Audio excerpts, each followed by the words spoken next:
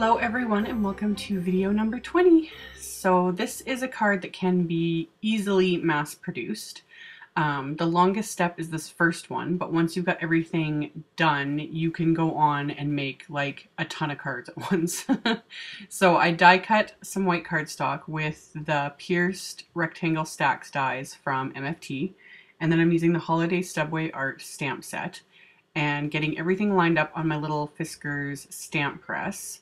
And once I've got all of those lined up, which is the most time-consuming part because you want to make sure everything's straight and even and that the edges of the stamps aren't overlapping each other so that it's flat so that you can ink it up and stamp it properly. So you just take your time with that, and then I peeled off the Merry Christmas stamps for a reason.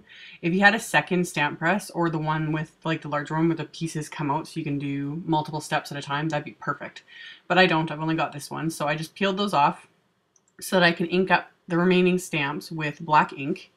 So get those all inked up, and again, that's where I made sure that all the edges weren't overlapping and that everything was perfect. And then this way you can stamp multiple times, like die cut all your cardstock first, and then you can stamp over and over and over and over again, as many cards as you need to make. So it would take no time at all once you've got it all set up.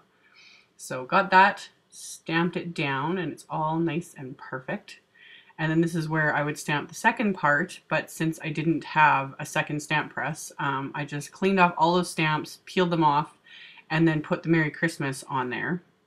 But like I said, if you're going to do mass production, you do everything at once and then go on to the second part. So whatever works, but I'm only making one card today. I'm running out of time.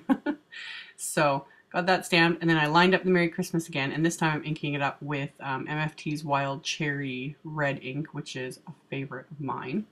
And then get that lined up in the open spot and stamped, and love how that turned out. So it's all nice and highlighted, super fun.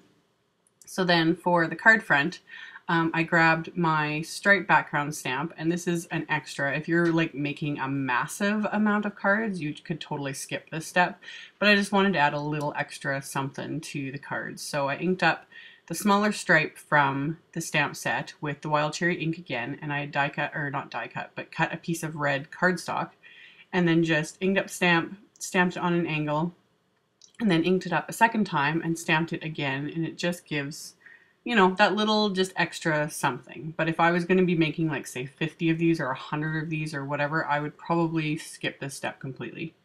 But for doing just one little card like this, it just gives it that little extra something.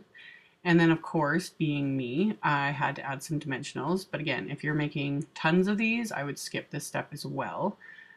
Although if you're only making a couple, I don't find that dimensionals like this and a layer like this usually affects the mailing at all. But again, if I was planning on mailing a ton of them, I'd skip this and keep everything super flat, so it's quick and simple to mail. But yeah, got my dimensionals, cut them in half as always, just to make kind of extend their use, and then pop that onto my card front. And then I grab my white cardstock, which is just a standard 8.5 by 11 sheet cut in half, and then scored that at the 5.5 inch mark so that the fold is at the top. And then I'm going to adhere that to my white card base, and the front of the card is done. And then for the inside of the card, I'd cut another piece of red cardstock and die cut another stitched rectangle, again the large one, and then I just grabbed another sentiment from the Subway Art set, just the ho ho ho, and inked it up with the Wild Cherry ink. And then any of them would work, obviously, because they all fit on this die cut. But that's the one I wanted to use. So inked it up, stamped it at the top of the rectangle, and I'm going to adhere that, and then adhere it all to the inside of the card, and that's all there was to it. So definitely mass producible, and yet it's got a fun, like, funky, modern look to it. So I don't know, this one was just really fun to make. So I hope you guys enjoyed it, and as always, there'll be a link below to my blog post with links to all the supplies used, and I will see you guys in the next video. Bye!